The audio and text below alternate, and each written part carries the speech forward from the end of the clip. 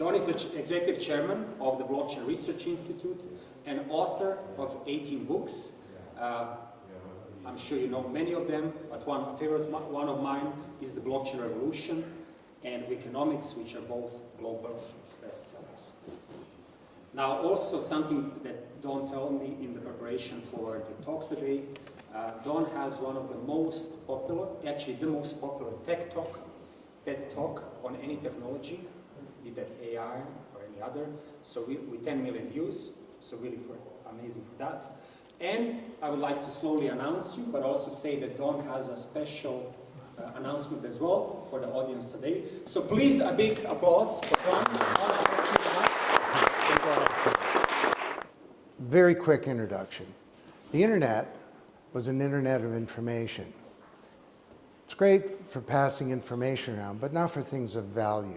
Because if I send you a PowerPoint or something, a picture, I'm sending you a copy. That works fine for information, but it doesn't work well for assets, things of value. And things like money or securities or intellectual property or the data in our identities or art or music or contracts or deeds or votes and assets, something of value that belongs to somebody. And copying those is a bad idea. If I send you 1,000 euros, it's really important that I don't still have the money, right? So that's what blockchain is to me. It's not about crypto. It's about a new internet of value, where anything of value, any asset, can be managed, stored, transacted in a secure and private way. Now, when I say assets, I'm not just talking about synthetic assets, like, say, a carbon credit, but I'm talking about physical assets as well. And the way that an asset can be managed on a blockchain, if it's a physical asset, is through a token. And the way that we like to think about tokens is they're a container, kind of like a shipping container. And there's a lot of information about the container, and there's a lot of stuff in the container as well. And so any asset, not just a carbon credit, but it could be a tree or a barrel of oil. It could be a gemstone. And if a gemstone were tokenized, that would open up a whole new world of possibilities. It would enable purchasers to know about the provenance of the gemstone and its price and so on. It would enable authentication. It would enable really important information, like say whether or not a diamond is a conflict diamond.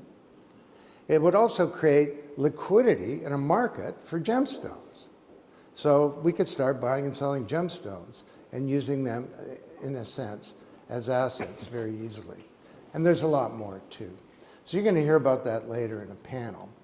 What I'd like to do is to quickly do this segue for you about what, in my mind, is the next big thing overall in technology. So I'm going to give you a scenario. This is 2 or 3 years from now. You wake up, you get out of bed, and before you drag a comb across your head, sorry, Beatles, your digital agent is already advising you on what's been going on overnight, markets, big things happening, what's going on throughout the day for you. It's also given you a full weather report, talked about traffic and all kinds of other stuff. You head off to the office, you get there, and it's already organized a bunch of meetings, and it's canceled a bunch because it took care of them itself.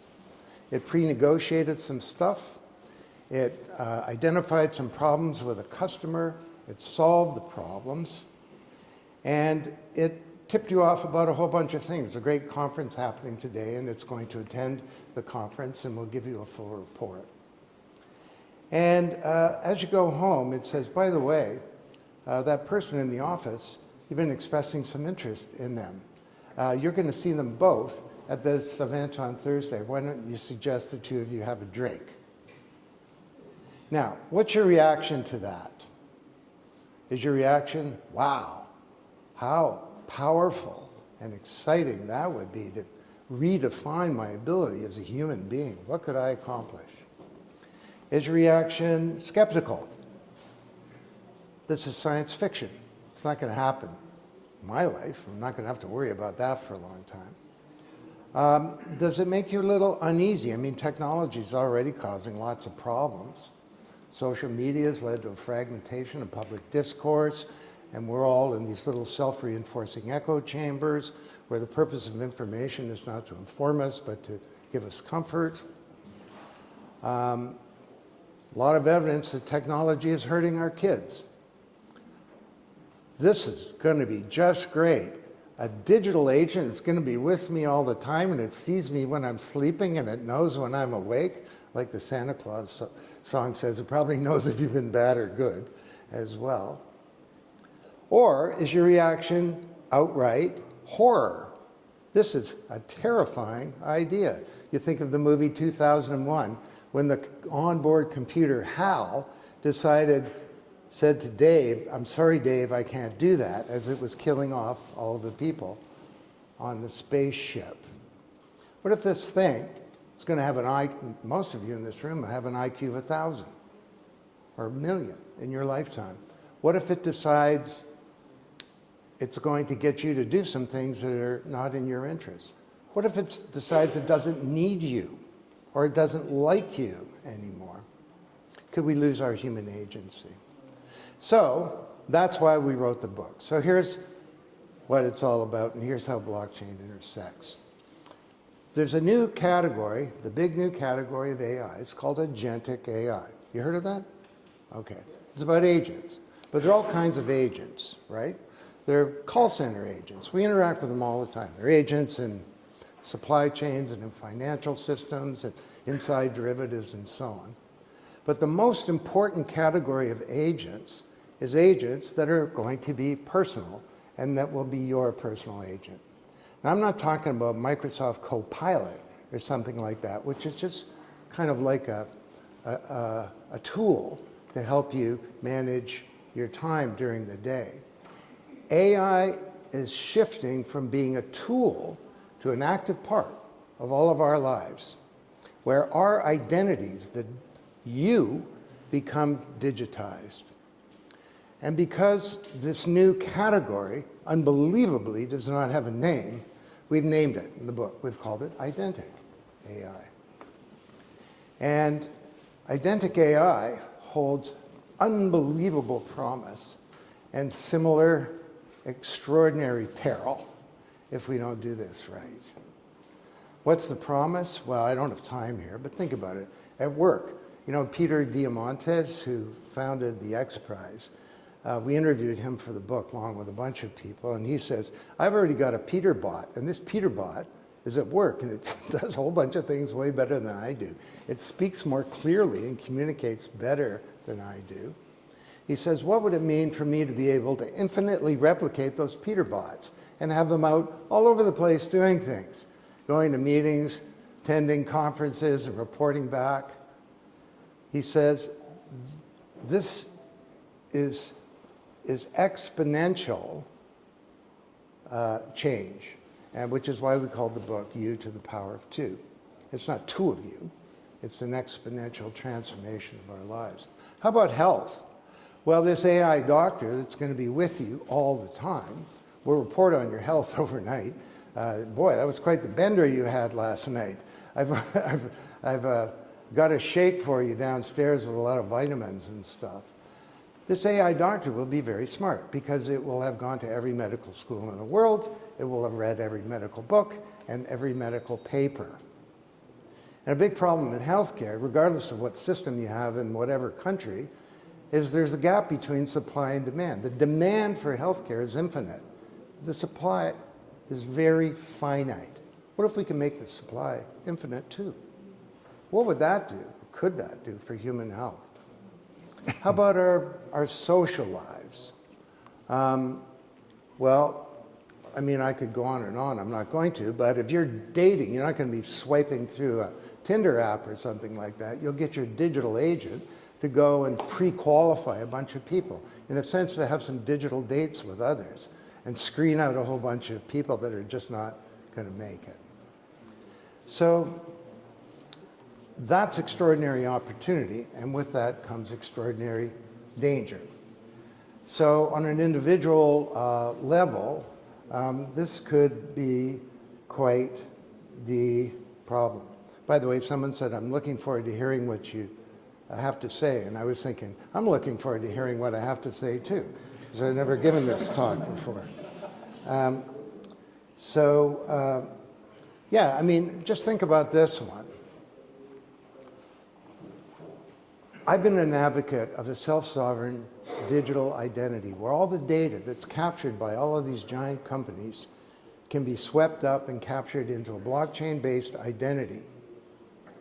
And where that data that we created could actually belong to us. We could get it back and we could manage it responsibly for our own lives. But that's not what I'm talking about here. That's part of it.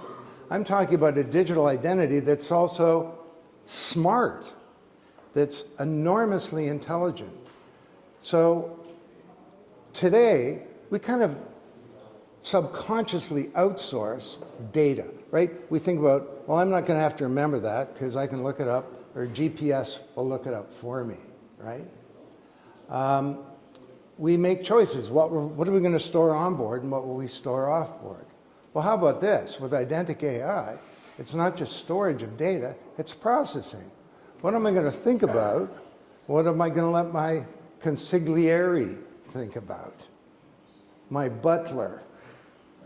My tutor? Will we end up losing our capacity to think critically? Or can we somehow reinvent that human cognition into doing something greater? And of course, there are huge challenges with all this socially and in terms of society. I mean, on the issue of, is this going to eliminate jobs? Well, you know, I've always held that technology creates new jobs and new opportunities. Schumpeter, it's called creative destruction. You smash down an old thing and new ones emerge. I don't think that's true anymore. This is coming on so fast, it's going to wipe out entire sectors of the workforce. Even just with primitive stuff like traditional agents, truck drivers, that's the #1 job type in 48 of 50 states for men. For women, it's cashiers. So we are absolutely going to have to think about a new social contract and how we're going to reallocate the resources of society. So to close, what's all this got to do with blockchain? Well, a lot. Because the biggest issue to me about how do we ensure that this thing works out positively is who's going to own it and control it. Who's going to own the digital Monty? Microsoft? Bill Gates? Mark Zuckerberg? Google? That's the way it's shaping up. This is a disaster beyond comprehension. You know, something like product placement where you're watching a movie and someone's drinking a Coke. Imagine when your lifetime digital collaborator, coach, tutor, partner starts getting products placed in them. And they start subtly advising you and shaping your life. It brings a whole new meaning to product placement. And that's one of a million problems. We need a self-sovereign Identic AI. Each of us needs a digital us that we own, we manage, we control. Now, how on earth is that possibly achievable, given the fact that, you know, in the US, they're spending $500 billion on AI platforms and infrastructure and so on? It is, and the key to this is blockchain. AI needs to be decentralized. It needs to be open. It needs to be open source. It needs to be transparent. And it needs to be community controlled. Now, just a second, you're saying, Don, have you been smoking some substance? This is feasible, and blockchain enables it. So in the book, we outline the 5 levels of the AI stack and how blockchain can transform each of them. So just to wrap up, at the level of AI infrastructure. It can be decentralized. It's called DPIN, decentralized physical infrastructure. It already exists for all kinds of capabilities. We're going to need that anyway, because no big data center is going to be able to handle the AI needs of the world. The second level is the data fabric. All of that data needs to be decentralized and not owned or controlled by any corporation or individual or government. It's blockchain enables that. The next layer up is the AI model, the basic AI model. And blockchain enables that to be decentralized. The next level up is the, I don't know what you call it, the AI logic. So capabilities like smart contracts and so on enable a lot of capability that's going to sit on this decentralized model. And the top level is applications. This is not a pipe dream. It's feasible. And if you look throughout the history of the technology industry, a lot of innovations have come from the edge. And the big companies are going to be vulnerable. And look at what's already happened with blockchain and crypto. When Alex and I wrote Blockchain Revolution in 2015, everybody said, "You're nuts." Bankers, I remember being at Davos and having the CEOs of the biggest banks in the world be very hostile towards this thing, saying it would never happen. Well, it's happening. And tokenization, the digitization of assets, is now extending out into all kinds of things, including gemstones. This is feasible. And beside, well, people have sometimes called me a futurist, and I say, I don't think I am. I'm not here to predict the future. The future is not something to be predicted. It's something to be achieved. And we have to put our minds together and decide we're going to achieve a different future for the human species than the one that we are inexorably heading towards if we don't turn this thing around. So I hope you read the book, take a picture, buy it in massive volume. Actually, that's the best way to get it. And you can do us a favor and pre-order it right now, a couple of copies, because that gets the Amazon algorithm cranked up. I think we're in the early days of building yet another movement. And this one is the most important movement that I've ever been involved in, where technology intersects with society and with human beings. And I hope that we get to recruit you all.